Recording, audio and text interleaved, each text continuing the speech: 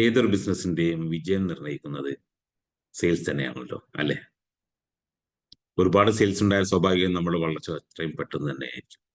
പലപ്പോഴും ആ സെയിൽസ് കണ്ടെത്തുന്നതിലാണ് നാം ഓരോരുത്തരും തന്നെ പരാജയപ്പെടാറുള്ളത്. അങ്ങനെയെങ്കിൽ എവിടെ നിന്നാണ് നമുക്ക് ഓരോരുത്തർക്കും തന്നെ സെയിൽസ് ലഭ്യമാകുന്നത്? നാം പലപ്പോഴും വിചാരിക്കുന്നത് എങ്ങനെ നമുക്ക് കണ്ടെത്തുവാൻ സാധിക്കും സെയിൽസ്? എവിടെയാണ് നമ്മുടെ പൊട്ടൻഷ്യൽ കസ്റ്റമേഴ്സ് നിലകൊള്ളുന്നത്? ഒന്ന് ആലോചിച്ച് നോക്കിയിട്ടുണ്ടോ? പലപ്പോഴും സെയിൽസിനോടനുബന്ധിച്ചുള്ള സംസാരങ്ങൾ വരുമ്പോൾ മാർക്കറ്റിങ്ങിനെ കുറിച്ച് നാം ഒരിക്കലും തന്നെ ചിന്തിക്കാറില്ല എന്നുള്ളതാണ്. എവിടെയാണ് നാം മാർക്കറ്റ് ചെയ്യേണ്ടത്? ടോട്ടൽ അവൈലബിൾ മാർക്കറ്റിൽ നമ്മുടെ കസ്റ്റമേഴ്സ് ആയിട്ട് എത്ര പേരുണ്ട്? അവർ ഏതൊരു സർവീലിയൻസിന്റെ ഉള്ളിലാണ് നിലകൊള്ളുന്നത്?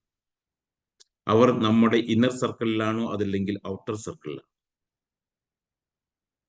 നാം ചിന്തിക്കുക, എവിടെയാണ് അവർ ഓരോരുത്തരും നിലകൊള്ളുന്നത്? ആ ഒരു സെയിൽസിന്റെ ടോട്ടൽ അവൈലബിൾ മാർക്കറ്റിന്റെ അപ്പുറത്താണ് നിലകൊള്ളുന്നതെങ്കിൽ നമ്മുടെ സർക്കിളിന്റെ ഉള്ളിലേക്ക് എത്തിക്കുവാനുള്ള വഴികളാണ് നാം കണ്ടെത്തേണ്ടത് മാർക്കറ്റിങ്ങിലൂടെ. എന്നാൽ നമ്മൾ ആ മാർക്കറ്റിന് ഉള്ളിലേക്ക് എത്തിക്കഴിഞ്ഞാണെങ്കിൽ നാം മനസ്സിലാക്കേണ്ടത് അവിടെ 2 ലെയർ ഉണ്ട്. ഒരു ഇന്നർ സർക്കിൾ ഉണ്ട്, മറ്റൊരു ലെയറാണ് ഔട്ടർ സർക്കിൾ. അതിൽ ഇന്നർ സർക്കിളിലെ കസ്റ്റമേഴ്സിനെ നമുക്ക് ഫോളോ അപ്പിലൂടെ നമുക്ക് എന്ത് ചെയ്യാൻ പറ്റും? സെയിൽസിലേക്ക് കൺവേർട്ട് ചെയ്ത് കൊണ്ടുവരാൻ പറ്റും.